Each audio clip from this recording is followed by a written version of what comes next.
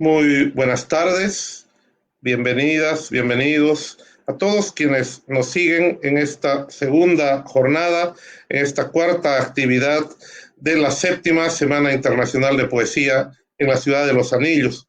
Un encuentro que se realiza durante la 21ª Feria Internacional del Libro de Santa Cruz, en su mayor parte en modalidad virtual, pero también con actividades presenciales. Y dentro de esta franja virtual de nuestro encuentro de poesía, tenemos una de sus principales actividades esta tarde, este atardecer. Eh, Nos habíamos propuesto junto al equipo organizador, junto a Paula Rodríguez, Gary Dager y Juan Murillo, el reflexionar, como suele ocurrir en la Semana de la Poesía, sobre un tema en común para conversar con los poetas, además de conocer su obra. Y en esta ocasión, creo que se ha hablado bastante, pensábamos del tema de la pandemia específico y de lo que ha hecho la poesía o ha hecho la literatura o han hecho los escritores en, durante, frente, con relación a esta circunstancia. Pero no había sucedido, por lo menos en Bolivia, un espacio de reflexión en torno a algo un poco más amplio, como lo hemos llamado la poesía, su pervivencia, su terquedad, su estar aquí en un momento en que la experiencia nos ha mostrado, le ha mostrado a las generaciones vivas los límites de la ciencia, ¿no? Se nos recuerda, como en el mito del eterno Prometeo, que el ser humano, por más que indague en el conocimiento, siempre llega a una frontera que no es capaz de atravesar. Pero en cambio hay algunas realidades en el mundo, si las podemos llamar así, como el arte o como la poesía, que son capaces de trascender ese tipo de barreras y también tienen algo que decir al respecto y seguramente habrá varias maneras de mirarlo. Para eso estamos reunidos aquí esta tarde y creo que realmente la semana está muy orgullosa de tener un panel de esta calidad.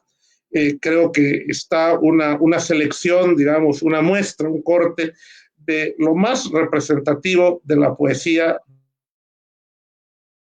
de una y hasta dos generaciones en Latinoamérica de la poesía contemporánea.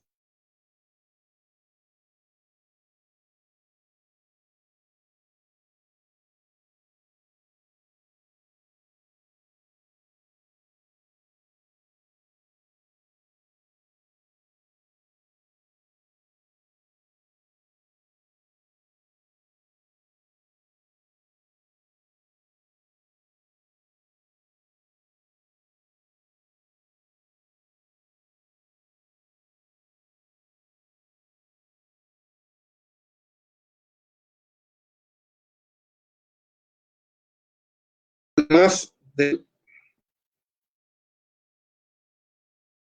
¿estamos?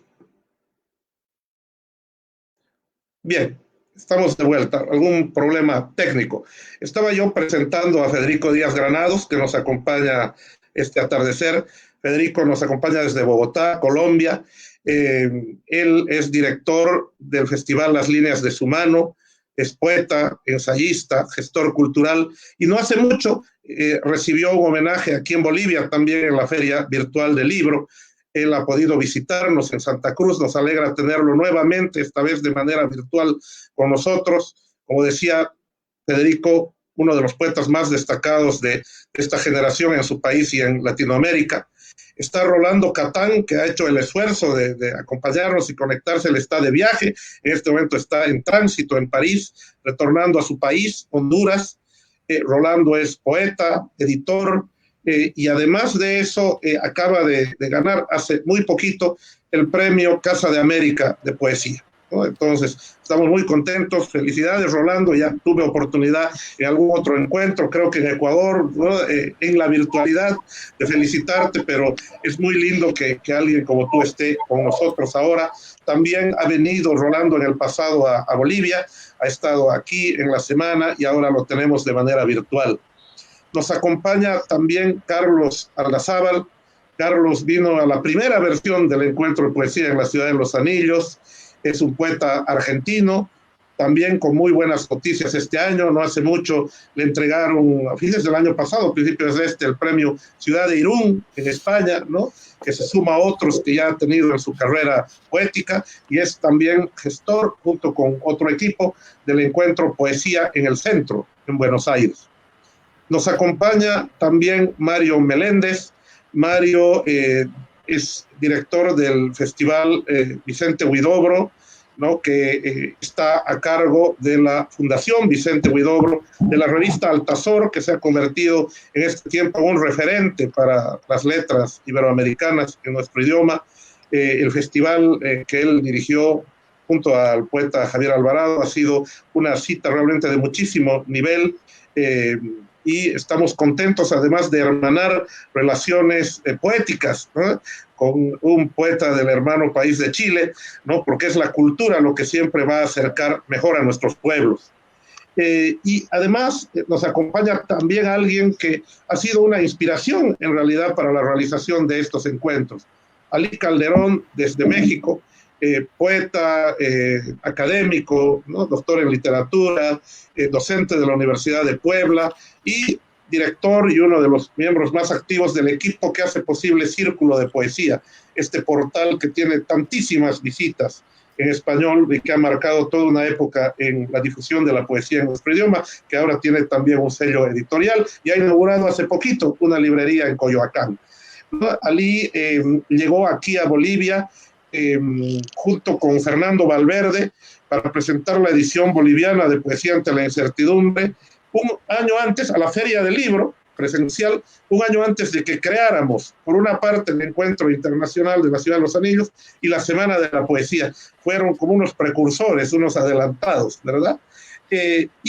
Nos acompaña en representación de la poesía boliviana, de sus nuevas generaciones, una de sus voces más destacadas, Elisa Sauma, ganadora del Premio Nacional Noveles Escritores, justo de la Feria del Libro de Santa Cruz, una poeta muy valiosa, también gestora cultural, parte del taller de poesía Llamarada Verde, que tiene todo un movimiento poético aquí en Santa Cruz y en Bolivia, ¿no?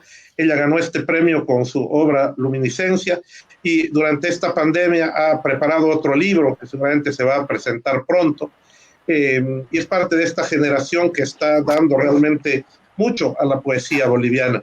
Y nosotros queremos en este espacio justamente combinar, hacer un diálogo de generaciones. Ali también es quizás un poquito más joven que los de la Liga, ¿no? De los nacidos en los tempranos 70.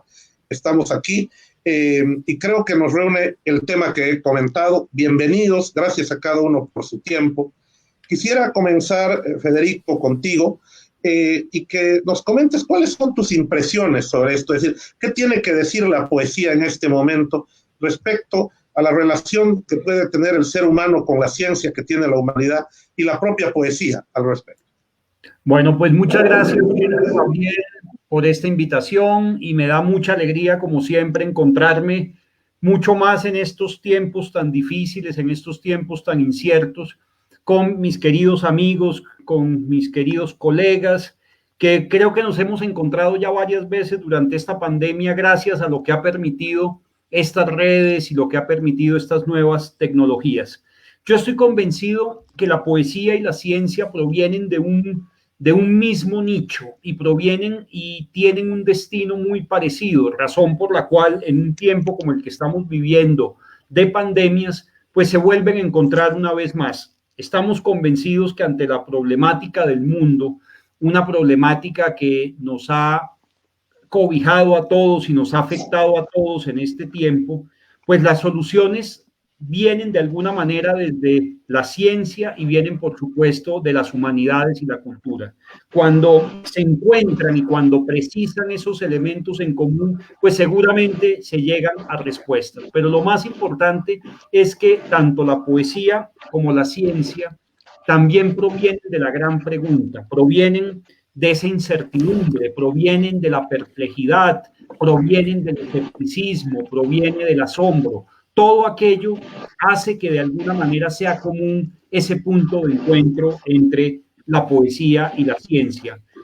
Ayer yo comentaba con Ali Calderón que valía la pena para estos días leer el discurso de recepción del premio Nobel del querido y admirado poeta Saint John Perse, que precisamente establece esa relación entre la poesía y la ciencia, y nos recuerda que un poco cuando lo sagrado pierde un lugar en el mundo, cuando las mitologías se caen, en fin, las respuestas están quizá en la poesía como único refugio y como de pronto un lugar de salvación. Yo estoy convencido que estamos viviendo pues una pandemia inesperada, pero igual no es la primera pandemia que azota a la humanidad, y tenemos noticias de las pandemias que han significado un cambio de era, un cambio de época, precisamente gracias a los documentos científicos y a la manera como la ciencia enfrentó eso, y por supuesto a la manera como la poesía lo enfrentó. Si tenemos noticias de la peste negra que acabó con la Edad Media, de alguna manera se lo debemos a poemas como el de Cameron, se lo debemos a grandes textos, a grandes poemas, el mismo Cancionero de Petrarca, o incluso si queremos irnos a las pestes que han azotado a la humanidad y que aparecen desde la misma Biblia, pues la literatura y la poesía nos da cuenta de aquello. Entonces siento que un momento como el que estamos viviendo, en el que necesariamente estamos todos asombrados ante la posibilidad de que la ciencia descubra una vacuna que salve a la humanidad de alguna manera, pues de este flagelo, pues de alguna forma hemos encontrado en la poesía también pues ese refugio, y hemos encontrado esa posibilidad de levedad, porque gracias al arte y a lo que la poesía ha permitido a través de todas las artes, pues hemos podido hacer un poco más llevadero, quienes tenemos la posibilidad de estar cerca al arte, a la literatura y por supuesto a la poesía, de hacer mucho más llevadero esto. Entonces estoy convencido que de ese nicho, un poco para resumir, de ese nicho que parte de la incertidumbre, de la perplejidad, del escepticismo y del asombro, parten las grandes preguntas de la ciencia y las grandes preguntas de la poesía. Y como tal, siempre va a haber un punto de encuentro, y es llegar a una verdad, llegar a un maravillarse con un descubrimiento que seguramente es desconocido. Wisława Szymborska nos recordaba también en su discurso de premio Nobel que ojalá toda la poesía partiera de dos palabras: no sé, dice Wisława Szymborska, no sé. Ojalá de allí partiera todos los grandes asuntos de la poesía. Y fíjense ustedes, que de ahí parten también los grandes asuntos de la ciencia, de un no sé, de esas dos palabras tan misteriosas y tan totales. Y estoy convencido además que la ciencia, pues además de todo su asombro que nos provoca quienes estamos en las humanidades, pues por supuesto nos va a estimular la imaginación. Si no fuera por los misterios que esconde el universo, seguramente la astronomía sería un género literario más. Yo leo páginas de Carl Sagan y me doy cuenta que estoy enfrentado a un hecho literario, a un hecho poético, en muchos de los capítulos de Cosmos y de muchos de los libros que él ha escrito y que nos dejó como testamento y testimonio. Precisamente ese testamento, el mundo la Tierra es un pálido punto atravesado por un rayo de sol. Fíjense que es lo más cercano a ese poema de Salvatore Quasimodo: el hombre está solo sobre la faz de la tierra, atravesado por un rayo de sol y enseguida anochece. Ese rayo de sol que atraviesa ese pálido punto que aquel satélite que fue a Neptuno pudo captar de la Tierra. Entonces, si escarbamos en las maravillas y en los misterios de la astronomía, de la botánica, de encontrarnos en un libro como La inteligencia de las flores de Maurice Maeterlinck, Premio Nobel de Literatura, pues estamos acercando mucho más la exactitud de la ciencia con la maravilla de la poesía. Entonces siento que son límites que se tocan, que son límites muy, muy delgados y muy líquidos y que se tocan permanentemente. Esa sería como mi primera reflexión alrededor de eso. Muchas gracias, Federico. Creo que sí, por una parte está el asombro, ¿verdad? La poesía que se asombra al contemplar aquello que se nos ofrece y que la ciencia nos ha permitido conocer, ¿no? A veces derribando mitos, pero también la poesía a veces construyendo otros. quién sabe, se acaban unos y comienzan otros. En nuestra época las palabras fundan mitos, pero también a veces tienen el efecto contrario. Carlos, ¿cómo lo has vivido tú? ¿Cómo tienes esta experiencia después de este año que ya está próximo a cerrarse y que nos ha confinado de alguna manera en nosotros mismos?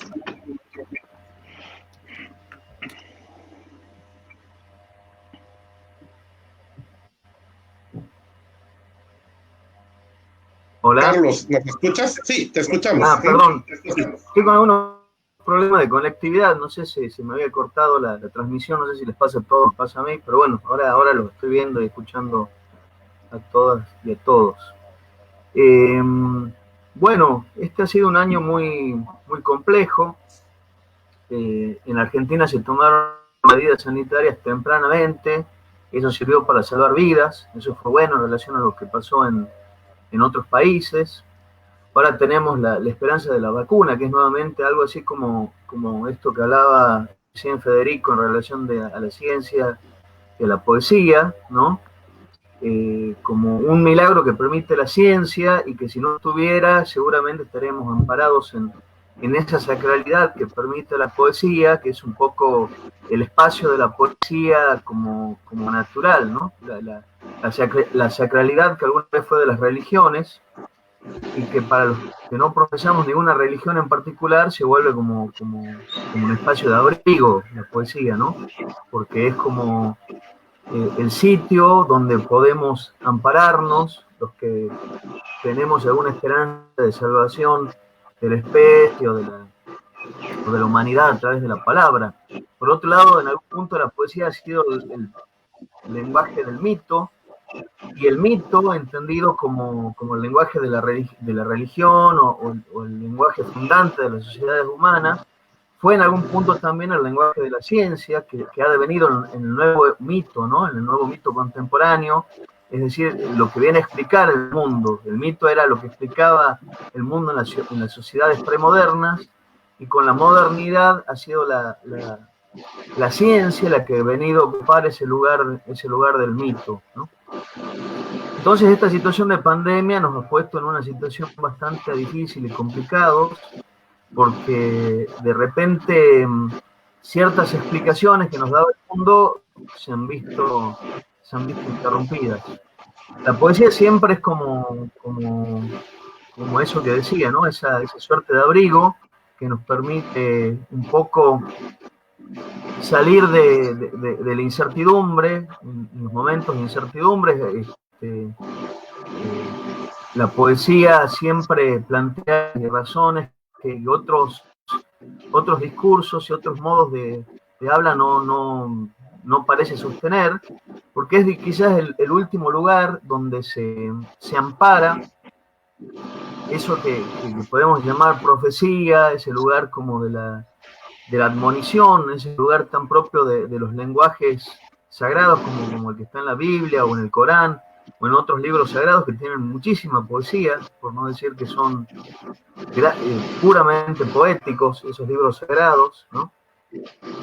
Entonces, en esta relación de ciencia y poesía, conozco poetas que escriben poesía de la ciencia, algo que vendría a ser como, así como existe algo que como un subgénero que sería la poesía de ciencia ficción también.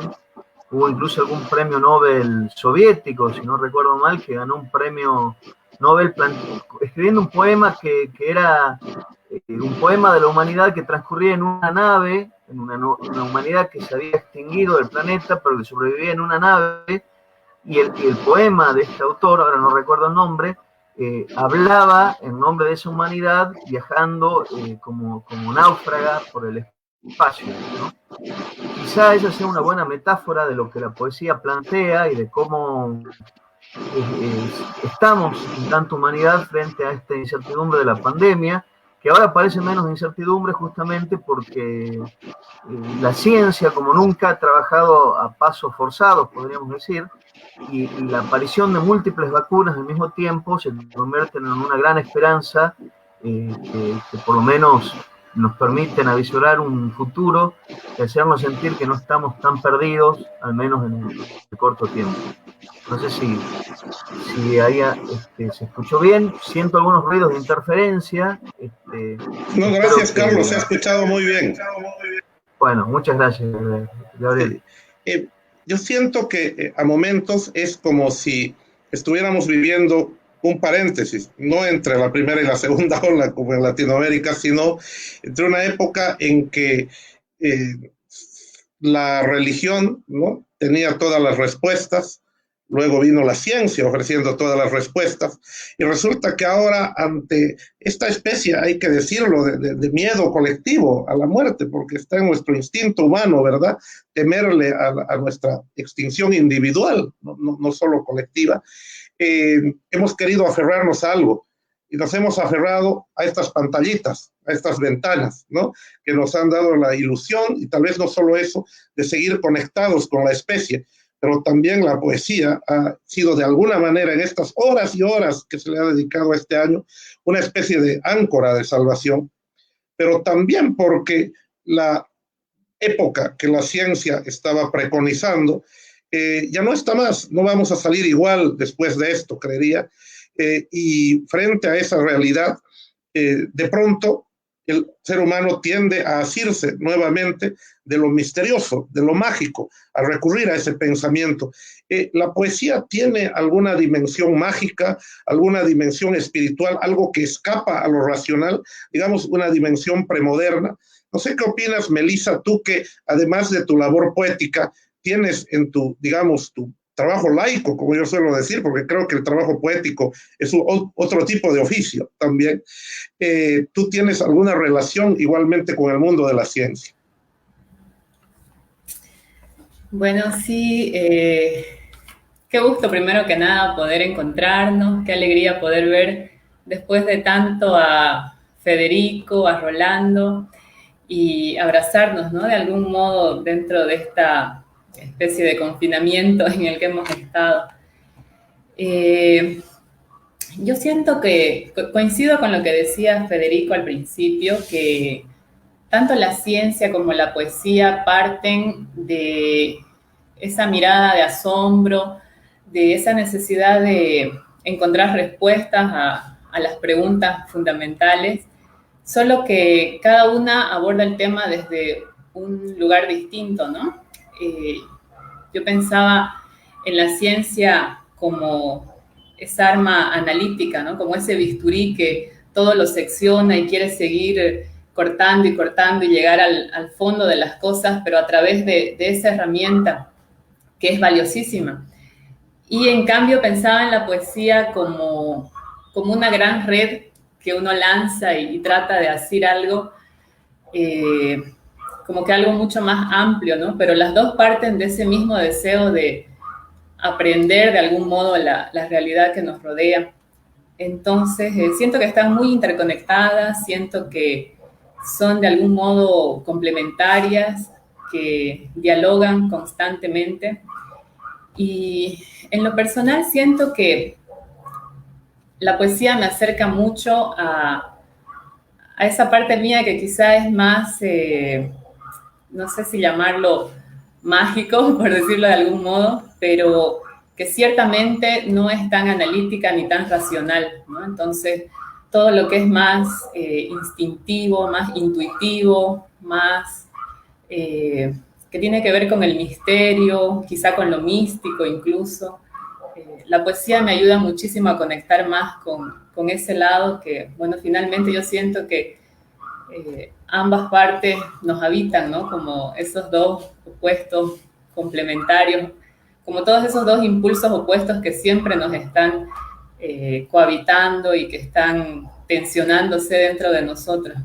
Entonces, para mí, la poesía es como ese puente hacia esa parte mía, ¿no?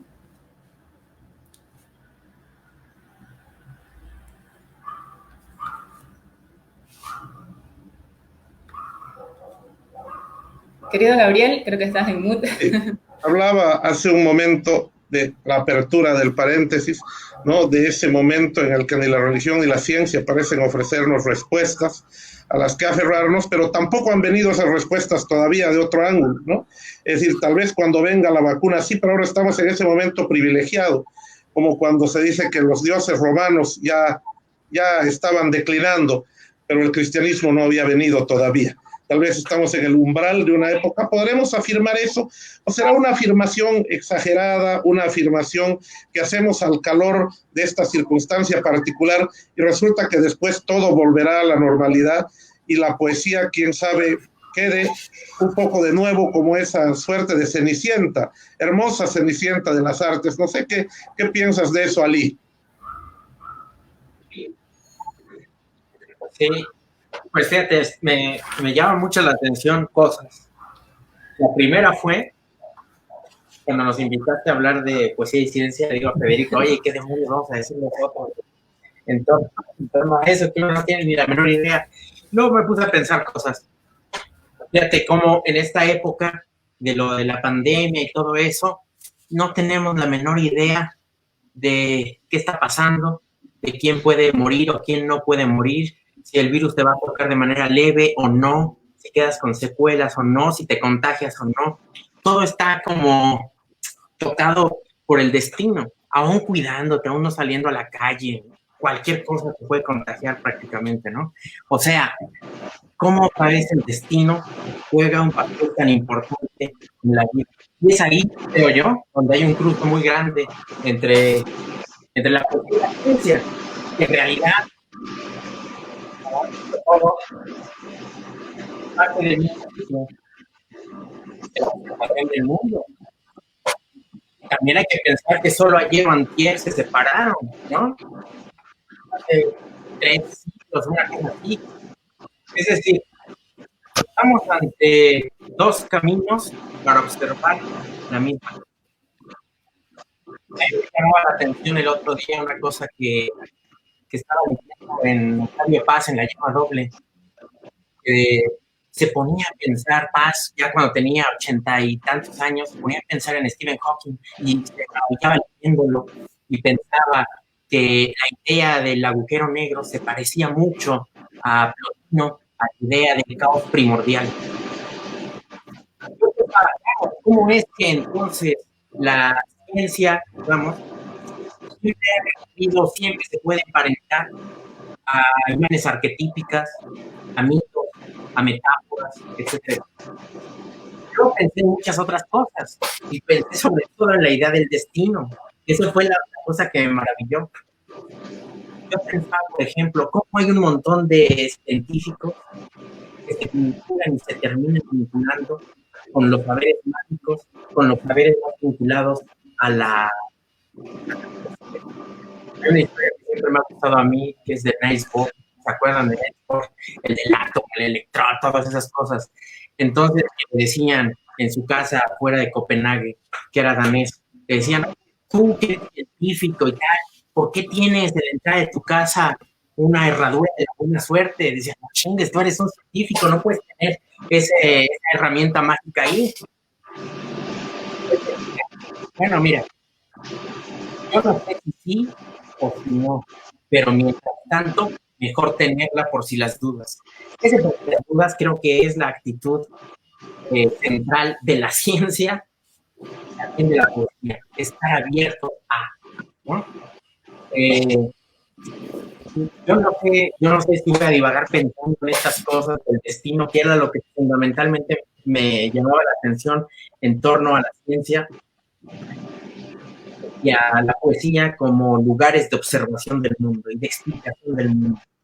Y quizás yo querría partir de una idea central, una idea que, por ejemplo, me acuerdo que aparece en el Werther de Goethe. Hay un momento donde Werther ama a una muchacha que se llama Carlota, ¿no? No se puede realizar su amor, es imposible, no hay manera. Carlota se va a casar con otro tipo que se llama Alberto, ya no hay modo de avanzar en el amor que ambos se tienen. Werther se regresa a su casa y se regresa todo jodido, maltrecho, triste, todo loco, y en el camino, mientras va de regreso a la casa, que cruza con un tipo que está loco. Y es ahí donde uno se pregunta, ¿por qué precisamente se encuentra Werther caminando con un tipo que está tullido y que está loco? ¿Por qué? Es una idea que de alguna manera retoma luego Carl Jung cuando se pone a desarrollar un concepto que se llama la sincronicidad. Y aquí tiene que ver mucho con la ciencia, porque es un concepto que desarrolló prácticamente desde la magia, desde el pensamiento alquímico, con un premio Nobel de Física que fue Wolfgang Pauli. Y entonces decían, claro, ¿por qué se encontraría Werther con este loco? Claro, porque hay una coincidencia significativa, hay relaciones acausales. Las relaciones en el mundo, dicen ellos, no solo son de causalidad, de causa y efecto, sino relaciones acausales. A esto le llamaba Carl Jung sincronicidad, las relaciones entre el interior, entre un estado interior y el exterior. Llevado a esto, yo pensaba a términos del destino, de la pandemia.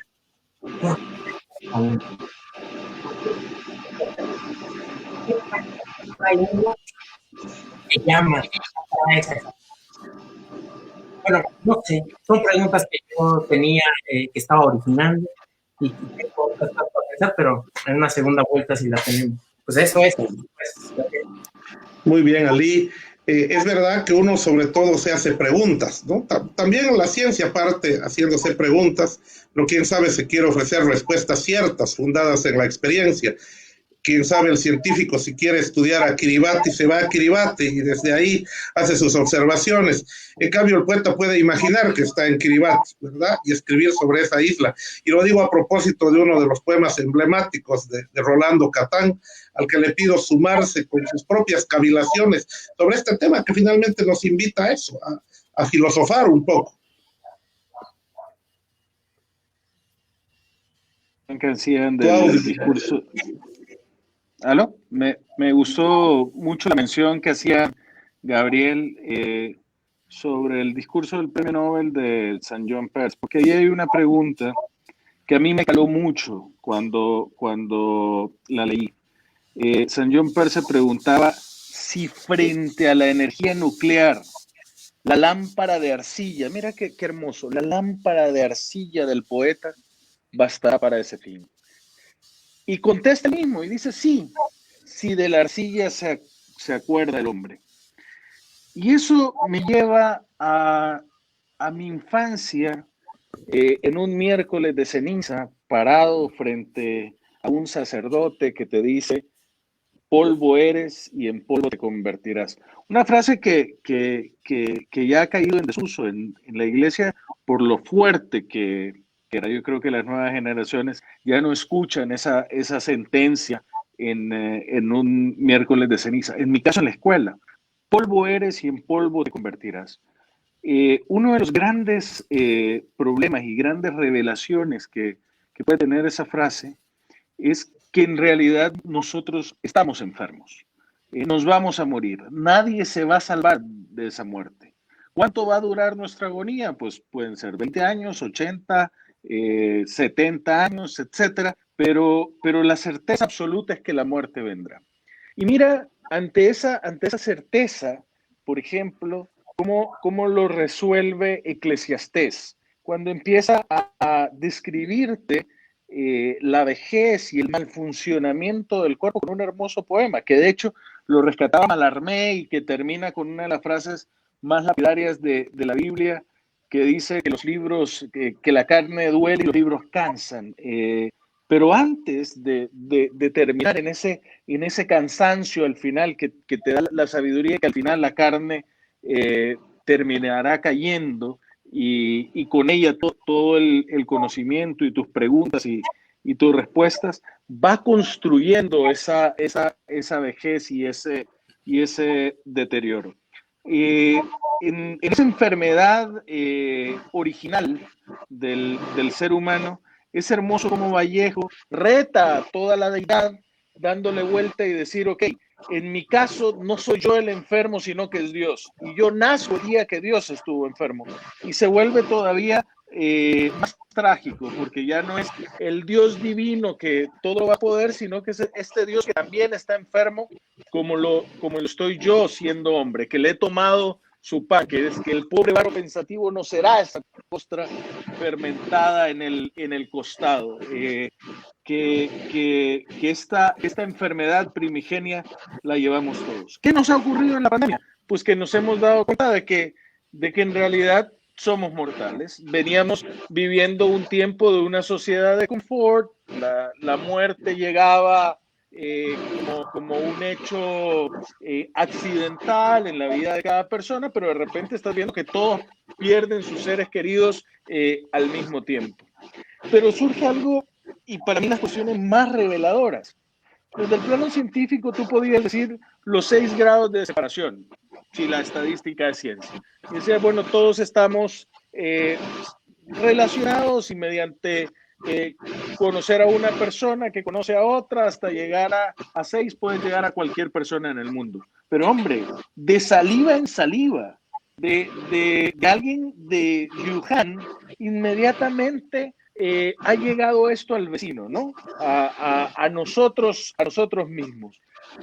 Pero que el contagio es en las gotas de saliva, o sea, es un beso universal de la muerte que nos hemos dado en este tiempo, y una reflexión muy fuerte ante la debilidad del ser humano contra esa sensación de ser vencedores como especie, de ser los todopoderosos que te presenta la sociedad de confort, y de repente te ves debilitado, de repente te ves con miedo, encerrado, parecido a un pequeño gatito que está cobijándose en un escape de automóvil del frío. Por decirlo de alguna forma. Nos vemos temerosos, encerrados en nuestra casa, nos sentimos esa sensación de miedo que sienten los animales todo el día al salir y exponerse a lo que nosotros hemos ido convirtiendo en el mundo. Yo creo que al final la ciencia hoy en día está buscando salvarnos desde la parte del conocimiento del universo, tratando de buscar vida en otro lado y después ver si podemos habitar esos espacios para que cuando se destruya la Tierra podamos tener otro espacio a donde ir a vivir, hasta el que está en el laboratorio tratando de curar una enfermedad. En ese mundo de salvamento estamos nosotros también. La poesía aporta al hombre enfermo. O sea, bajo la definición del hombre está enfermo, la poesía salva. Porque la poesía al final amplifica la vida. La imagen poética que pone un poeta, como decía Menard, el poeta devela algo que estaba oculto para lo demás, va develando y va haciendo vida, va haciendo años en minutos para los lectores, y la capacidad de tener una conciencia más absoluta del mundo, y por ende darle al minuto de vida muchísima mayor extensión en los lectores de la poesía, y en los que hemos buscado la poesía como un camino de vida.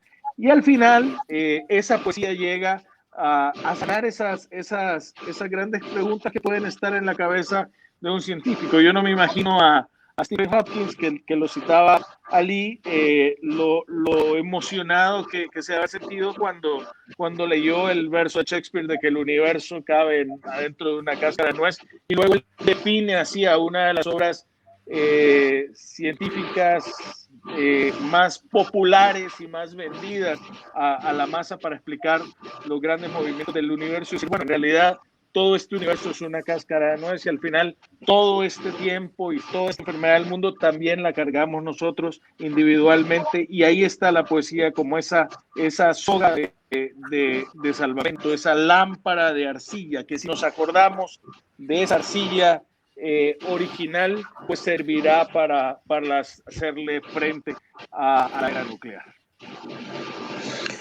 Decía Bradbury, Rolando, en alguna de sus obras, que conectarse con un científico es conectarse con un niño, pero bien podría decirse lo mismo de un poeta. Probablemente ambos parten del asombro ante el mundo, solo que luego siguen, como aquí se ha dicho, creo que Ali, ¿no? Dos maneras de mirar, que a veces son convergentes y a veces divergentes. ¿Cómo te sitúas tú como poeta respecto a la ciencia, Mario?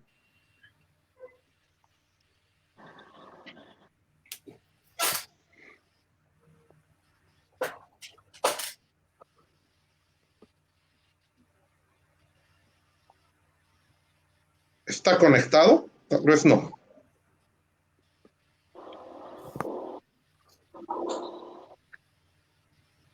Bueno, luego seguimos la ronda con Mario.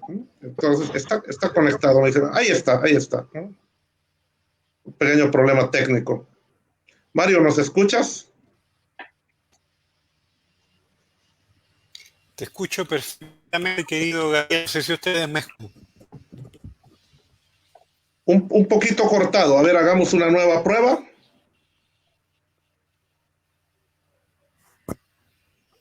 No sé si ustedes me escuchan. Yo te escucho perfectamente en este momento. Bien, ahora sí te hemos escuchado, Mario. Te preguntaba cómo te situabas tú como poeta con tu propio asombro frente a lo que sería el asombro de un científico. ¿Podrías mirar al mundo de esa misma manera? ¿Has sentido alguna vez? ¿Te identificarías con su mirada?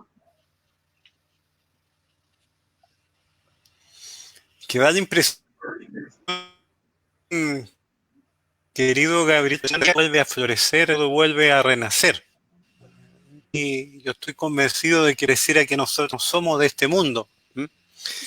En este complejo tema que tú has propuesto, que tiene que ver entre la poesía y la ciencia, siempre hay otro tema que está ahí como medio. Entonces, yo había preparado un muy breve texto en relación a eso, así que si me permiten lo voy a compartir con usted. Por supuesto, adelante. La poesía frente a los límites de la ciencia. Pareciera que una delgada línea ha separado los márgenes entre poesía y ciencia. Los ejemplos se multiplican docenas a la hora de hacer un balance objetivo. En su celebrado canto cósmico, dialoga con muchos de estos elementos. Nicanor Parra, otrora estudiante de mecánica racional en Brown y luego cosmología en Oxford, aplicaría gran parte de sus axiomas al formato de la antipoesía. El gran poeta alemán de la primera mitad del siglo XX y médico de profesión Gottfried Benn, en su ya clásico libro Morgue, compuesto de solo 9 textos, pero que sacudió los cimientos de la sociedad alemana por la crudeza del lenguaje que usaba para retratar a los enfermos recluidos, decadentes y sordos hospitales. Nuestro Vicente Huidobro, intercambiando correspondencia con Albert Einstein y coincidiendo en la funcionalidad y necesidad del carácter interdisciplinario aplicado al proceso creativo. Leopoldo María Panero y su instable esquizofrenia y dipsomanía, recluido por su madre desde los 16 años en diversos sanatorios y perseguido por los pájaros y los recuerdos que lo acechaban cada mañana escondidos en Alejandra Pizarnik, alternando su adolescencia entre psicoanalistas y psicotrópicos, con una galopante bipolaridad que la arrastraría en sus últimos años a frecuentes internaciones en el Hospital Pirovano de Buenos Aires por intento de suicidio, y donde escribiría ese texto capital que lleva por título Sala de Psicopatología, o aquel loco de Artaud que ahogaba las palabras y las abejas en agua bendita, y por supuesto el mayor de todos, Fernando Pessoa, con su esquizofrenia paranoica, dando a la historia de la literatura uno de los intentos más portentosos y extremos de creatividad al desdoblarse o fragmentarse en múltiples personalidades literarias, algunas de ellas autoras de prodigiosas obras maestras. Me gustaría despedir esta breve alocución citando un poema del inefable Jorge Tellier que lleva por título Paisaje de Clínica. Ha llegado el tiempo en que los poetas residentes escriben acrósticos a las hermanas de los maníaco-depresivos y a las telefonistas. Los alcohólicos en receso miran el primer volantín elevado por el joven psicópata. Solo un loco rematado desciende de alemanes, tiene permiso para ir a comprar el mercurio. Tratemos de descifrar los mensajes clandestinos que una bandada de tordos viene a transmigrar a los almendros que traspasan los alambres de púa. Ha llegado el tiempo en que de nuevo se obedece a las campanas y es bueno comprar Coca-Cola a los hermanos hospitalarios. El pintor no cree en los tréboles de 4 hojas y planea su próximo suicidio, herborizando entre yuyos donde espera ya cannabis para enviarla como tarjeta de Pascua a los parientes que lo encerraron. Saludo a los amigos muertos de cirrosis que me alargan la punta florida de las cimas de la avenida de los ciruelos. La Virgen del Carmen, con su sonrisa de yeso azul, contempla a su ahijado que con los nudillos rotos dormita al sol atiborrado de Valium 10. En el reino de los cielos todos los médicos serán dados de baja. Aquí por fin puedes tener un calendario con todos los días marcados de rojo, de blanco. Es la hora de dormir, oh abandonado, que junto al inevitable crucifijo de la cabecera velen por nosotros Nuestra Señora de la Apomorfina, Nuestro Señor del Antabus, el Megadón, el Total, el Electrochoc.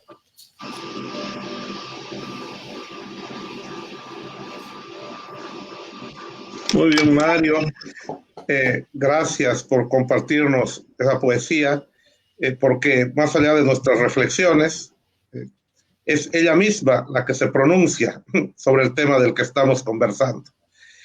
Tú citaste a Gottfried Benn, que ha escrito mucho también sobre ciencia, ¿verdad? Y ha hecho poesía en la cual ha hecho referencia a esto, de un modo u otro. Decía Benn, las estrellas hacen guardia sobre nuestros besos. Siempre están ahí en el horizonte y son algo que no podremos, quién sabe, terminar de explicar, pero sí cantar y sí contar sobre ellas, como quería Octavio Paz. ¿Será la poesía capaz de fundar nuevos mitos? ¿Tendrá que redescubrir los mitos antiguos, contarlos de otra manera? ¿Necesitaremos mitos, Federico, cuando la ciencia flaquea o porque la ciencia flaquea o porque tiene límites? Tú que has estado leyendo sobre el tema. Estoy absolutamente seguro, querido Gabriel, y luego de escuchar, fíjate, en todos los puntos en que coincidimos con todos los amigos de esta mesa, estoy convencido que la poesía sí va a dar esas respuestas como las ha dado siempre, porque además tiene el instrumento del lenguaje. La poesía está construida de palabras y de alguna manera la ciencia necesita también de las palabras y la crisis necesita de un relato y necesita de ser contado y ser relatado para que en las futuras generaciones pues tengan el testimonio de este tiempo. En ese orden, la poesía va a seguir cumpliendo un papel fundamental porque, como decía Joseph Brodsky, si somos lectores de poesía, si leemos poesía, nos vamos a volver menos tolerantes ante otro tipo de verbosidades. Y esto es lo que pasa de alguna manera en este tiempo. Hay tantos discursos tan vacíos, discursos políticos, discursos de prensa, todos los fake news que transitan a través de las redes sociales. Así que la poesía vuelve a darle un lugar de dignidad y vuelve a darle una verdadera atención a las palabras que son finalmente nuestra manera de estar en el mundo, que es el lugar donde nos encontramos en el mundo como raza. Gracias a las palabras, pues estamos haciendo parte de esta inmensa comunidad y la poesía es la que le da esa estatura y esa dignidad precisamente a las palabras y el lenguaje. Entonces, una pandemia como la que estamos viviendo, que ha permitido además que ocurran muchas cosas, que se afiancen los totalitarismos políticos, que el periodismo haga de las suyas a través de las noticias falsas, de las noticias que llaman amarillistas, que por otro lado la crisis ambiental siga y muchos gobiernos la desconozcan, como es el caso del gobierno Trump en los Estados Unidos en los últimos años, que haya tantas preguntas alrededor de las vacunas, alrededor de las posibles respuestas a la pandemia. O sea, esta pandemia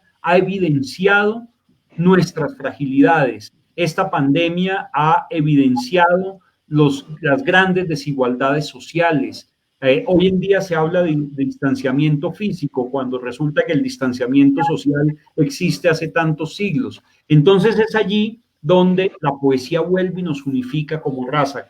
Recuerdo al poeta Jorge Salamea con ese bello ensayo con el que gana el premio Casa de las Américas en Cuba, que decía: en poesía no hay pueblos subdesarrollados. Ahorita estamos en la puja de cuáles son los primeros países que van a adquirir la vacuna.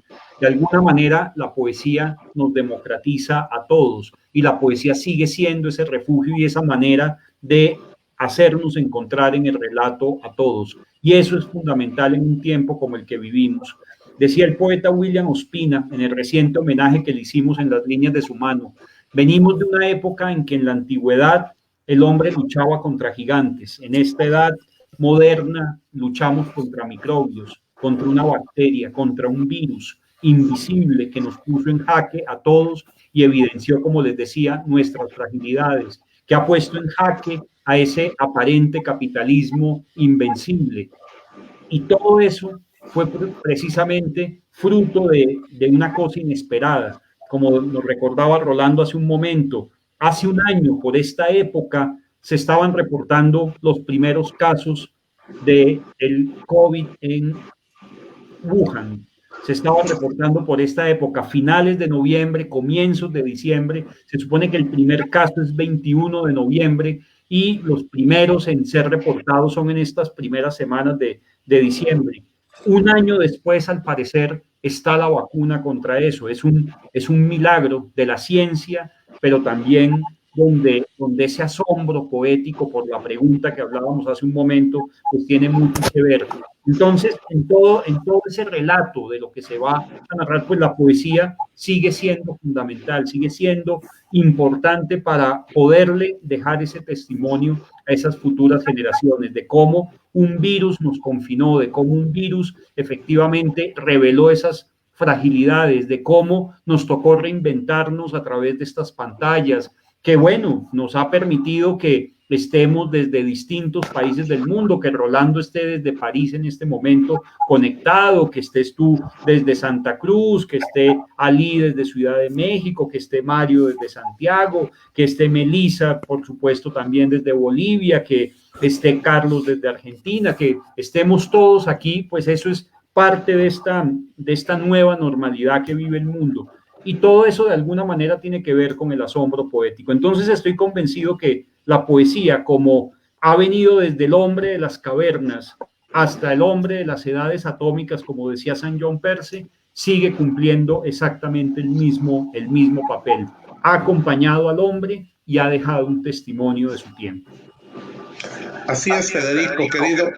La poesía nos ha reunido como una especie de fuego, ¿no?, en torno al cual encontrarnos como un lugar de encuentro desde la noche de los tiempos, una expresión de por sí metafórica, poética, ¿verdad? Que la ciencia quisiera indagar en ella, precisar. No sabemos cuándo ha sido y cómo, pero tenemos la certeza de que ese fuego es ahora virtual y estamos en este momento reunidos alrededor suyo. Carlos, ¿cómo sientes que la poesía debería seguirnos reuniendo y convocando, más allá de si es en una plataforma, más allá de si es presencialmente? ¿Qué le puede decir la poesía? ¿Qué tal vez debería decirle la poesía a una humanidad que se ha reconocido mortal de una manera tan drástica? Porque quién sabe, algo que estaba, digamos, en nuestro nivel de íntima sospecha o temor se ha manifestado de manera colectiva. Bueno, de todo lo que venimos conversando, creo que no podemos estar más de acuerdo, ¿no? Entre todos y todas las que estamos aquí conversando.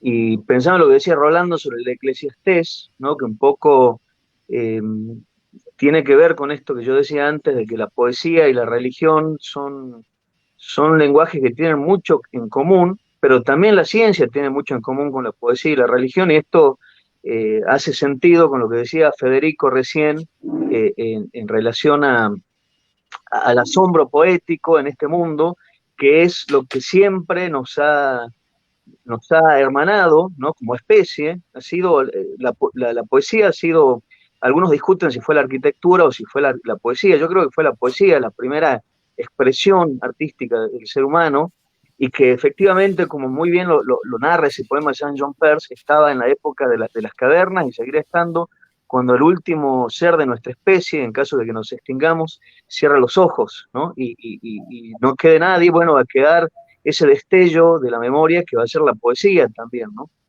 De lo que venimos conversando, creo que ha quedado claro que esta pandemia ha puesto el dedo en la llaga en relación a la fragilidad que tenemos, ¿no? Como seres humanos, y que esa ficción de la modernidad y que se ha sobredimensionado con la posmodernidad, de que somos invencibles y que somos eternos, bueno, eso se ha derrumbado, ¿no? Hace poco en mi país se murió Diego Armando Maradona, que también nosotros, desde que yo era chico, fue como un mito fundante para todos los que somos argentinos, y quizás todos los que quieran el fútbol. Hay muchos amigos en esta reunión que son futboleros y que deben entender lo que yo quiero decir. Y cuando murió Maradona, yo me acordé inmediatamente de ese verso de Vallejo, que es de uno de sus poemas, de los poemas humanos, que es: murió mi eternidad y estoy velándola, ¿no? En algún punto, eso que en realidad no es que en mi caso fue solo la muerte de Maradona, fue el año de pandemia al que se sumió la muerte de seres queridos, y Maradona fue como la guinda del postre, y todo me llevó a Vallejo. Es como que ese lenguaje de la poesía tan fuerte que nos interpela tanto a los latinoamericanos, que es la poesía de Vallejo, en situaciones como esta, uno, al menos en mi caso, yo no me puse a pensar en otros, en el lenguaje neutro de la ciencia, sino que me llegó la poesía y me llegó ese verso de Vallejo como un destello, y podría haber sido cualquier otro verso de Vallejo, de los grandes poetas hispanoamericanos que nos saben, sea Lorca, sea Huidobro, ¿no? sea el propio Neruda, ¿no? Porque ya desde la época de la antigüedad, desde la época de Safo que nos llegó con fragmentos que no sabemos bien si existió o no existió, pero fueron fragmentos escritos en la piedra y en un templo. La muerte, así como quizás otros grandes temas, pero especialmente la muerte ha sido el agua de la poesía, y ha sido el desafío de la poesía. Yo siempre pienso que uno escribe poesía para desafiar a la muerte,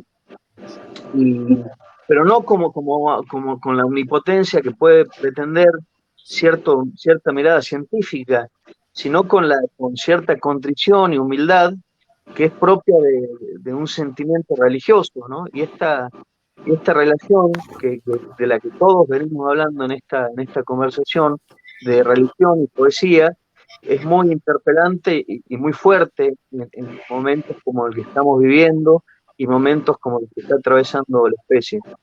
Hablaba Gabriel de Bradbury, quizás esa doble condición de escritor de ciencia ficción y de poeta que tenía Bradbury, que manejaba también los dos registros, en los cuales cuando él habla de ciencia está hablando de poesía, y los mundos que él imagina son absolutamente poéticos, ¿no? Nos sirven también para pensar en este porvenir, que quizás sea una suerte de eterno retorno a lo Nietzsche, en el sentido de que quizás terminemos volviendo en nuestro futuro a esa hoguera y a ese resguardo de la palabra poética, que es finalmente lo que quedará con o sin pantalla de por medio. Lo que dices, Carlos, me remite un poco justo a la poesía de Melissa, ¿no? Que de alguna manera busca, ¿no?, en los elementos, en su sencillez, en la naturaleza, no solo una contemplación, sino, quién sabe, una explicación del destino, una trascendencia, de cierto modo, panteísta, natural. Melissa, ¿qué te lleva a esa búsqueda? ¿Qué puede llevar al ser humano a todavía sorprenderse ante el fuego del que hablamos, pero la poesía aquí se la ha nombrado como fuego, pero también puede ser a veces agua, ¿no? Que solo en la sed se sacia, como decía Paz, ¿no?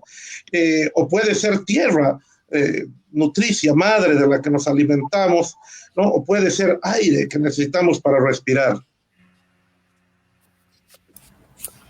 Bueno, yo pensaba, ahora que los escuchaba hablar sobre la pandemia, que creo que la pandemia ha tenido, bueno, el confinamiento en sí, la pandemia también, mucho que ver con la labor que la poesía ha hecho en su momento, en el sentido de que ha puesto en evidencia algo que siempre ha estado ahí para nosotros, que es la presencia de la muerte, pero que queríamos consciente o inconscientemente ignorar, ¿no? Sin embargo, la poesía siempre nos plantea frente a esas preguntas universales, ¿no? Está la muerte, el sentido de la vida, el asombro ante todo.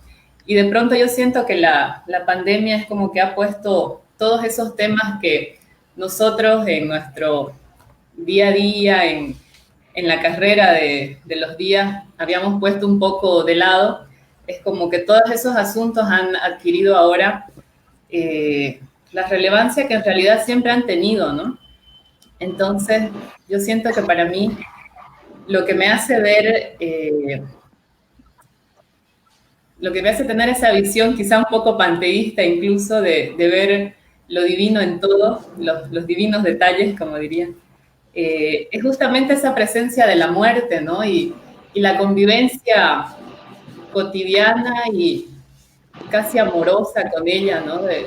Es algo que a mí me marcó mucho en un momento el tener conciencia cada día de decir, hoy puede ser el último día y esto que estoy haciendo puede ser lo último que vaya a hacer. Y vivir desde ese lugar hace que todo adquiera otro sentido, ¿no? Entonces, yo creo que ese es el gran regalo que la pandemia nos ha dejado y que es un regalo que la poesía siempre ha puesto ante nosotros, ¿no? El de hacernos las preguntas fundamentales. Querido Ali, pensando en esto de las preguntas fundamentales de que habla Melissa, y en el destino que tú mencionabas, y en las sincronías extrañas, la poesía a veces está llena de ellas también, y el quehacer poético igual atravesado. Recordaba un verso que Borges hizo para este viejo oráculo, que es el I Ching, ¿verdad? Borges escribió un poema para una versión del I Ching que dice: el porvenir es tan irrevocable como el rígido ayer, no hay una cosa que no sea una letra silenciosa de la eterna escritura indescifrable, cuyo libro es el tiempo. De alguna manera sientes, ahora ha cambiado después de esta experiencia.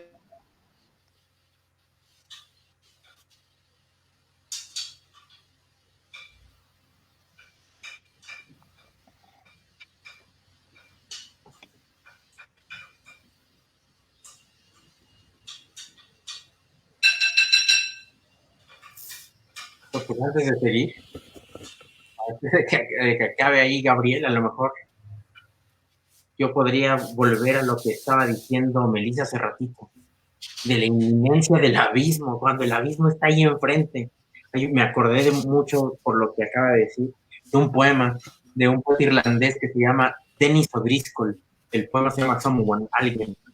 Y la idea es de que alguien se está vistiendo por última vez, alguien se está rasurando por última vez, alguien está abriendo la nevera, el refrigerador por última vez, y esa inminencia de la muerte, como que si la muerte estuviera en potencia en nosotros, y va a llegar un momento, quién sabe qué lo va a detonar para que pase a la condición de acto, ¿no? Y eso siempre me ha llamado la atención y es sobrecogedor, ¿no? Y es una de las cosas que siempre está pensando la poesía. A mí en realidad lo que me interesa mucho de esto, de la pandemia, de esto, de la ciencia, de esto, de la poesía, tiene que ver con algo que yo leí como en 1999, es un texto de un sociólogo norteamericano, Immanuel Wallerstein. Él escribió un libro que se llama Después del liberalismo, de 1995, y allí pensaba justamente, y todo circulaba, todo estaba escrito en torno a una idea de Ilya Prigogine, el fin de la época del fin o de la caída de las certezas, ¿no?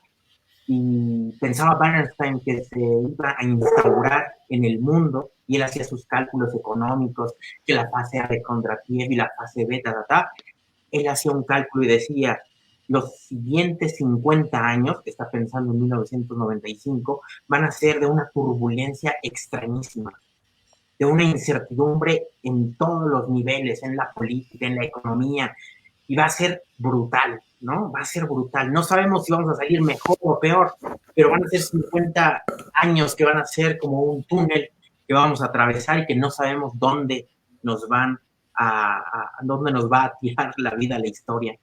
Y yo creo que más o menos estamos viendo que nos va a tirar en un lugar peor, ¿no? Que el capitalismo es más fuerte después de este momento que estamos viviendo, que el acceso a la medicina pues está restringido, que es muy complicado, y que parece que lo que nos queda desde la ciencia y desde la poesía no es sino organizar el pesimismo. Y quizás a través de estas imágenes que ofrece la poesía es que podamos hacerlo. ¿Quién sabe? Entonces, pues no sabemos, es difícil. Vamos a ver.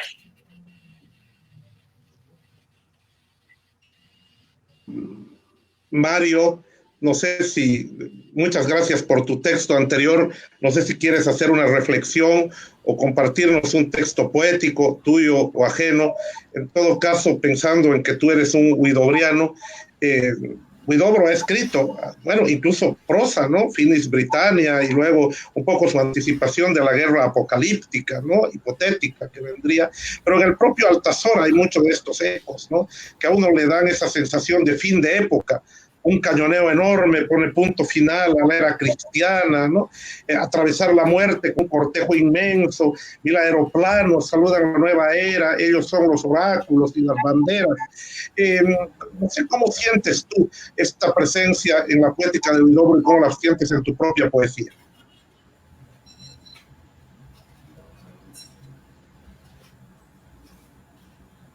Esta pregunta si era mí o no, Gabriel, disculpa. ¿Me estás haciendo la pregunta a mí? Exacto, para ti. Ya, perfecto. Bueno, antes de hablar de Huidobro, me gustaría compartir con usted una que tiene que ver con Cioran, que dice: ¿qué sería de nuestras tragedias si un insecto nos presentara las suyas? Y me acordé algo de lo que dijo Melissa en relación al último poema, y lo que decía Bolaño en relación a su visión de la poesía de Nicanor Parra. Nicanor Parra escribe como si al otro día fuera a morir electrocutado. Yo siempre he adherido a este carácter circular que hablaba Gonzalo Rojas, esta metamorfosis de lo mismo, que la poesía está ahí para acompañar la evolución o el retroceso de la humanidad. ¿Y por qué digo esto? Porque si pensamos en un disco tan emblemático del año 70 de Víctor Jara, La Población, vemos que después de 50 años, a raíz de esta situación distópica que estamos viviendo, que es la pandemia,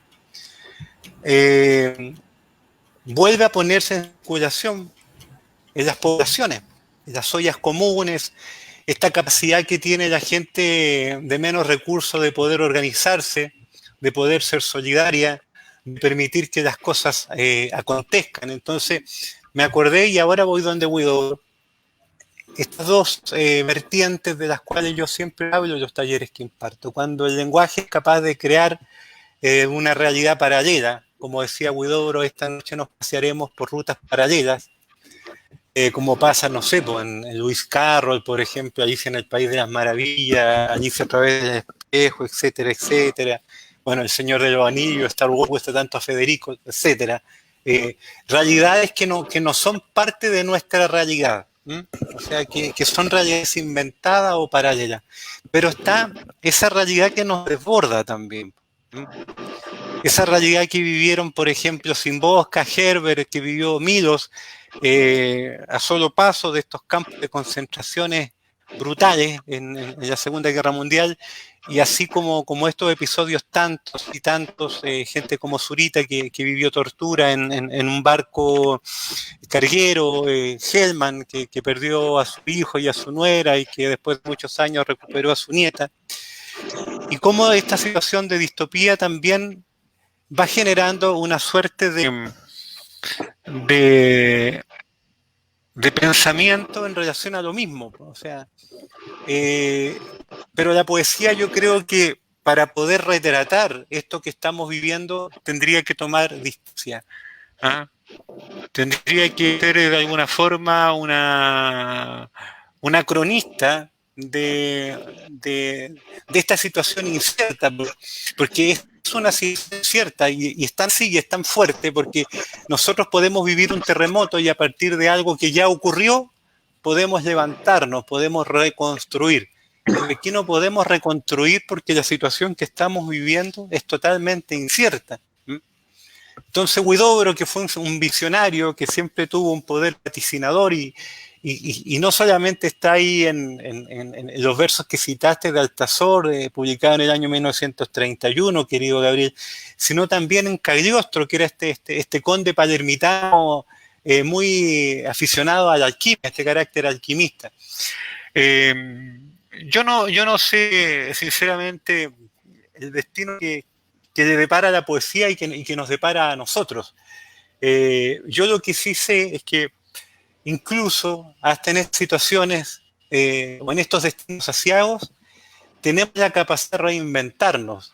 El hombre es un animal de costumbre, entonces lo que estamos haciendo ahora es juntarnos para hablar en torno a la poesía, sin saber el destino de lo que vamos a encontrar. Y yo creo que ese solo hecho ya es algo que nos reivindica plenamente. Así es, Mario, coincido contigo, creo que nos reivindica como humanidad, nos reivindica como creadores, estamos aquí haciéndolo, aunque tenemos la certidumbre de morir, hemos querido tapar, decorar esa certeza, esa vieja certeza, pero está aquí, esa inminencia, y sin embargo todavía tenemos algo que decir. La poesía tiene algo que decir, y nosotros los poetas. Y es bueno comenzar a hacer balance, ahora que el año se va terminando, estamos en diciembre, vienen las fiestas de fin de año, un tiempo de encontrarnos, tal vez mucha gente de extrañar, de tener alguna silla vacía en la casa, ¿no? Y nosotros probablemente, ojalá que sí, gracias a la poesía, el corazón un poquito más lleno a pesar de los pesares. Para ir cerrando, qué mejor que con la propia poesía, ¿verdad? Les agradezco muchísimo por este diálogo y ahora que podamos cada uno leer un par de poemas para los que nos siguen por las diversas plataformas de la Cámara del Libro, de la Feria Virtual del Libro, de la Alianza Francesa de Santa Cruz y también por un canal de YouTube de la Feria Virtual del Libro. Querido Federico, iniciando contigo y en el mismo orden, si pudiéramos leer un par de poemas para cerrar esta tarde de diciembre con poesía.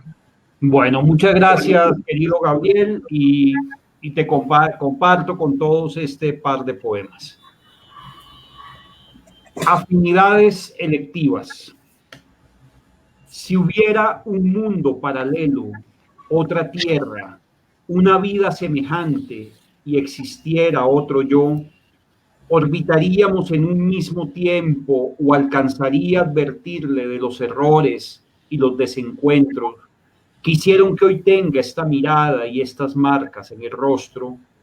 ¿Acaso allá también me comería las uñas y me despertaría sobresaltado todas las noches y cada ayer traería sus nostalgias, tantas nubes cansadas de llover sobre mis ojos?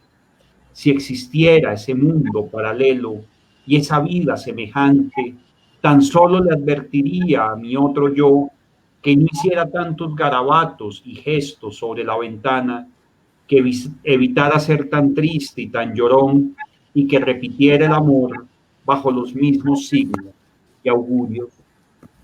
Y este poema que fue publicado precisamente en el libro Las prisas del instante, que apareció en Visor pues ya hace un tiempo, y que de alguna manera pues fue mi manera de anticiparme a este tiempo que vivo y que vivimos todos.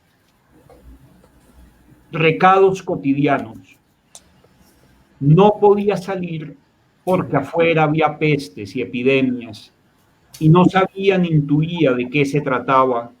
Apenas me persigno o repetía poemas de memoria y canciones como breve talismán, porque afuera el mundo es un karaoke que jugaba con mi destino. Si hubiera sabido esto, no habría dormido tanto. Me habría levantado más temprano para oír a las orquestas afinando, las montañas rusas y el sonido de las cajas registradoras.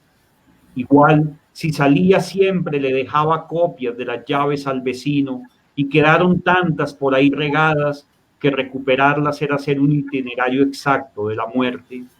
Salí a pesar de las advertencias y tuve que inventar otra vez el corazón, como tantas veces inventé mi patio y los rituales, y oí el silencio rumoroso de los aviones que se alejan, porque desde la trastienda del sueño llega un viento que mueve la casa, una luz que enciende el otro lado de la calle, como trayendo señales de otro mundo.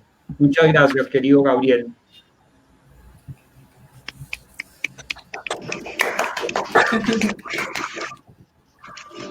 Muchas gracias, querido Federico. Hasta los aplausos se volvieron un tiempo insonorizados, ¿verdad?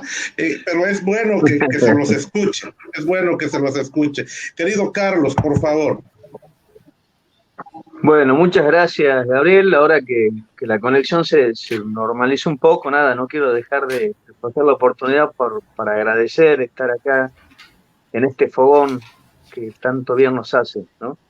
Me quedé pensando en eso que hablaba Ali, de que también la poesía nos sirve para organizar el pesimismo, así que voy a empezar con un poema que organiza un poco mi pesimismo y voy a tratar de leer uno que es un poco más aurático en ese sentido del que hablaba Walter Benjamin, la obra de arte de la época de la reproductividad técnica, ¿no? De ese pasado que uno evoca y que es también lo contrario a lo traumático. Bueno, empiezo con el poema pesimista. Celebración. Todo será reducido a las cenizas, igual que mi camisa de la suerte, acribillada por fuegos de artificio en Año Nuevo. Este es es de la nada, cenizas en el viento y un botón chamuscado, el viento y las cenizas, el rapaz homicida que hoy mismo ha despeinado un trigal antes de incinerar mis esperanzas. Otra cosa es el agua, cuando las cenizas formaban una prenda, llegaba un temporal al tendedero y era un júbilo ver las gotas que caían, pero agua y cenizas se mezclan en el barro como un cadáver terco que pretende quedarse, cenizas en el mar para engordar los peces, oyendo un río muerto por donde nadie pasa. Luego sale el sol, seca la mancha y adherida al cemento un pedazo de tela y un tizne algo marrón de lo que fue un recuerdo. Aquí yace el pasado, se piensa ingenuamente, insólita ilusión de renovar la vida, celebrar lo que nace, olvidar un momento la irreversible fuga, constatando en el fuego la voz del calendario, confundiendo el azar con el destino. Y este se llama poética. Escribo en una gota de música, no intento deslumbrar ningún silencio ni esclavizar minutos del pasado, simplemente escribo en una gota de música antes de que la esperanza se seque. Debería tener compasión por el murmullo y sin embargo, despiadadamente escribo en sus corcheas como un alfarero que moldea un jarrón quebradizo. Hay nervaduras en los bordes y por esa raíz asoma la inocencia, hoja traslúcida, bailarina de nubes, faro en lo oscuro. Escribo en una gota de música con palabras dorado que hacen surcos que duelen y un recuerdo sutil, inadvertido, guardando otra canción para el consuelo. Muchas gracias.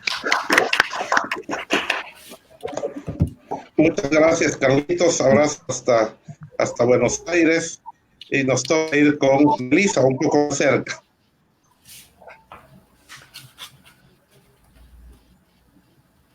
Bien. Aquí. Sigue cantando, Carlos.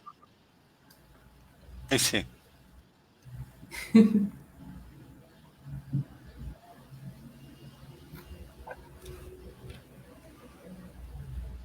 ¿Quién sigue? No, adelante, Meli. Sí, que se corta un poquito a ratos, no sé si se escuche bien. Bueno, este poema titula Aquí. Al despertar, el peso del cuerpo sobre el cuerpo, el golpe del corazón en una caja, el haz de luz que acaricia la curva del hombro, el resplandor de la sábana en el arco de la espalda, la respiración profunda, escenas imprecisas de sueños improbables, los ojos que se ajustan poco a poco a una realidad dispuesta a enumerarse. Una mesa, una flor, un libro, una ventana, el techo, las paredes, los cuadros, una lámpara. Otra vez el cuerpo, el reconocimiento del cuerpo como parte de este caos. El pie, la mano, el cuello, la cintura, la boca, las orejas, las rodillas, los brazos, la sed, la certeza de lo nuevo, el presente develándose. Y una vez más, lo único que importa es este saberse, este decirse, este mirarse, esta conciencia de estar aquí y no saber hasta cuándo.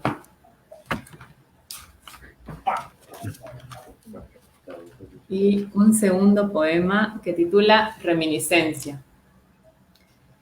Exploro antiguas aguas, busco el primer fuego, la infancia, esa casa poblada de fantasmas, el patio de mi abuela, la tierra, los árboles de los que estoy hecha, la guayaba que se estrella contra un mosaico rojo a media tarde, las tardes en que observé pasar la vida desde una vereda. Y me engaño creyendo que mis manos se hicieron para narrar el mundo.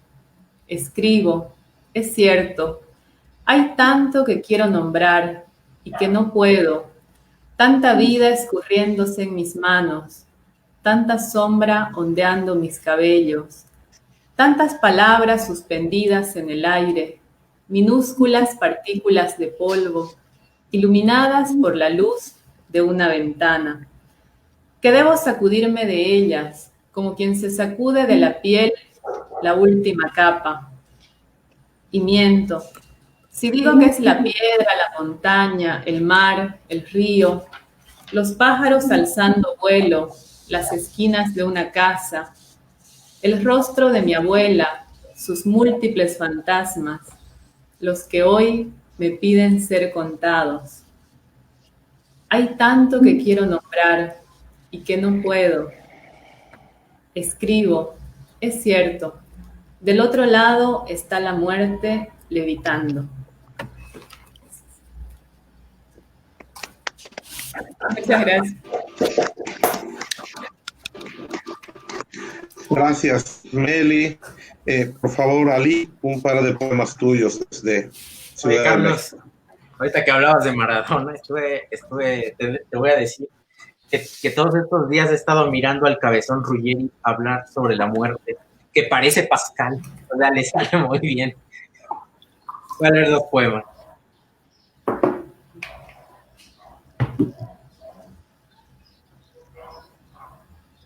La luz se pone espesa, es el frío y el vaho que nos envuelve y la penumbra que soy y que somos bajo los vitrales oscuros de San Vito. Hay velas sin tensiones encendidas, el calor de su cuerpo junto al mío, los muros congelados y la muerte que dormita debajo de quien queremos y sus cosas. Mi hombro, su mejilla, San Wenceslao a la distancia. Las ánimas esperan al acecho y en su pasmo el día del juicio. Aquí estamos, mi aliento se disipa en la altura de la nave. Hay centellas que son de pronto sombra y el fuego que adelgaza en los pabilos. Y el segundo, carta a los Corintios. Soy poco, soy apenas estos días azules, esta legión de nadies y este sol de la infancia, vestigio de la ruina. Hay campanas que quiebran el silencio en los rebaños, es Corinto. Andamos por el pueblo, predicamos la pálida esperanza, la rosa de los vientos. Estamos solos, nos borramos en la memoria oculta de las cosas. Sin rumbo solamente los perros se nos unen. ¿Qué más da si Daniela y todo lo demás está perdido? Cae la noche en Éfeso. ¿No escribió desde allí el apóstol que sería la angustia leve y pasajera? Leo, en lo que me rodea, los signos del derrumbe. Rebusco en los bolsillos. Tengo solo palabras, heridas, llagas vidas. Eso, gracias.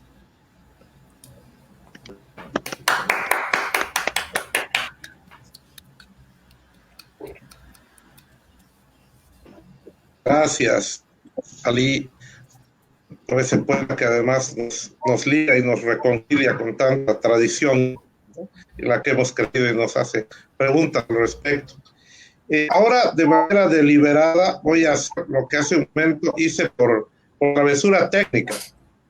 Le voy a pedir que lea a Mario, pero no porque me salte Rolando, sino porque después le vamos a pedir a Rolando que cierre leyendo sus dos poemas y antes nos haga una reflexión final, porque a él le ha faltado participar en una intervención. Entonces, después de Mario, por favor, Rolando, unas palabras tuyas, cierre, de síntesis, y tus dos poemas. Adelante, Mario.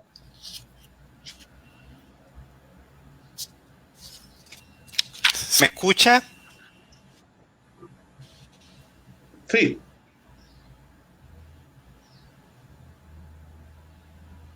¿Sí? Ok, voy a leer solo un poema que hasta hace poco era inédito y que es un que puede servir de manera muy pertinente al tema que estamos tratando. Dice Louis Armstrong, Neil Armstrong, que vencieron la gravedad. El jazz es una brújula para aquellos astronautas que vuelven a casa. Una frase repatriada en los archivos del Times. Alguien olvidó mis anteojos en la luna. Eso dijo Thelonious a su psicoanalista. Y aquel viejo contrabajo flotando en el espacio como una lágrima del Mississippi envuelta para regalo. Sudor de negros en la frente de un cometa, en el ombligo de Dios. Un minuto de silencio por el compañero Gagarin. Un minuto de silencio también por mí, dice la muerte sentada en la batería. Estas baquetas se las robé a un demonio llamado Cozy Cole. Debemos lavar los pies a las hormigas. No pueden andar así adentro de la nave. La NASA es estricta en esto. Neil Armstrong, otra frase desempolvada del Times. O esa foto de Louis en los campos elíseos. El niño que aparece de espaldas se asemeja a Rimbaud. Las ranas cantan mejor que usted, le dice. Son más afinadas a la hora de hacer el falsete. Un balde de agua fría para Louis, que ahí mismo improvisa una ráfaga de grillos malhumorados. Sería un mimo perfecto, le recomienda Marceau. Su rostro evoca ciertas nubes que amenazan desangrarse. El jazz es una brújula para aquellos astronautas que vuelven a casa. Eso dijo Thelonious a su psicoanalista. Pero el silencio es una fosa clandestina que amontona epitafios en el Mill Davis otra frase estrangulada en los archivos del Times.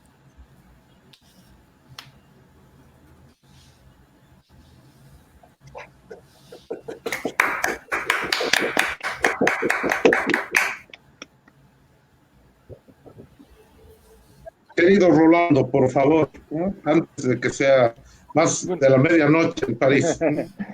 Mira, primero agradecerte, Gabriel, a ti y a todo tu equipo y todas las personas que trabajan, a Paula, a Gary, y sobre todo un abrazo muy fuerte a mis queridos amigos con que hemos compartido esta mesa, este foro tan lindo. Yo me quedo con una idea y tomando lo que hemos hablado. Es increíble cuando hablamos de ciencia y poesía, cómo llega la sorpresa y el asombro de la mortalidad. Si a la época, Gabriel, le pudiéramos poner el nombre de un personaje, buscarle, obviamente no vivimos en la época del Quijote, le quedaría mal estos años llamarse Quijote. A mí me gusta que puede ser más bien un personaje de Magritte Yourcenar, Adriano. No Adriano el emperador, sino el Adriano emperador en Yourcenar. Ese Adriano que dice, bueno, cuando los cálculos complicados resultan falsos, cuando los mismos filósofos no tienen ya nada que decirnos, es excusable volver la mirada al infinito parloteo de las aves o al lejano contrapeso de los astros. Ese Adriano que se creía inmortal como esta época, que se creía todopoderoso como esa época. Cortázar lo traduce en las notas de Yourcenar y dice: en esa época el hombre se creía Dios, y ahí estábamos, en ese punto, en el todopoderoso como humanidad. Sabíamos que individualmente nos íbamos muriendo, pero de repente nos vemos mortales, con esa misma aflicción que se vio ese Dios que se llamaba Adriano y de repente dijo: hombre, me voy a morir. Y yo creo que caemos en ese punto muy alabado. Toda la tarea de los filósofos modernos, que son los científicos, se les aplaude. Yo quiero vivir, todos queremos vivir. Si los que estamos aquí no lo quisiéramos, ya nos hubiéramos quitado la vida, bien por las vacunas, bien por todo lo que hacen, pero también está todo eso a donde ya no pueden llegar cuando los cálculos resultan falsos, y que es excusable ir a ese lejano contrapeso de los astros, que no es otra cosa que la inmensidad y ese universo que nos da la poesía. Eso como conclusión de lo que tenía planeado decirle ahí cuando estábamos en esa plática. Y terminar con un poema inédito, pero pronto a publicarse, de los Cisnes Negros. Se llama Ovejas versus Cisnes. Creo que tiene que ver todo eso con la pregunta y el asunto. Las ovejas son el mundo al revés, las nubes que contemplan las estrellas cuando se tienden boca abajo en su oscuro patio. Para nosotros las ovejas son de día un Dios hechizado de mansedumbre, y de noche se convierten en preguntas, en dientes y pendientes que nos muerden las uñas y andan a sus anchas en los patios del insomnio. Contar ovejas es un conjuro contra la tiroides de un demonio. Por eso las mañanas nos animan a sacarle punta a los lápices, a que vuelva la dentadura a la boca y llevar el rebaño de ovejas al manso corral de la rutina. Pero vuelve la noche y las ovejas me miran con sus ojos mansos y redondos y preguntan: ¿por qué veo en tus manos las de tu padre muerto? ¿Quién duerme en el espacio vacío de tu cama? ¿Cómo duele un equinoccio en la costilla? ¿Retoñará alguna vez un fruto de las palabras que plantaste como un árbol imposible? ¿Por qué sueñas con relojes de arena si todo se va haciendo polvo? Hasta que descubrí los cisnes negros. Y en lugar de las nubes vi el inmenso lago del cielo, y cada cisne con su hermoso cuello de pregunta infinita me abraza extendiendo las alas. Los cisnes negros son en el mundo al revés, las estrellas que las nubes contemplan cuando se pasean por los lagos. Para nosotros un cisne negro es un manso ángel que no interroga ni responde. En silencio y junto a ellos somos nosotros la pregunta, y te deja soñar con relojes de polvo. con el polvo que va quedando de tus días. Gracias.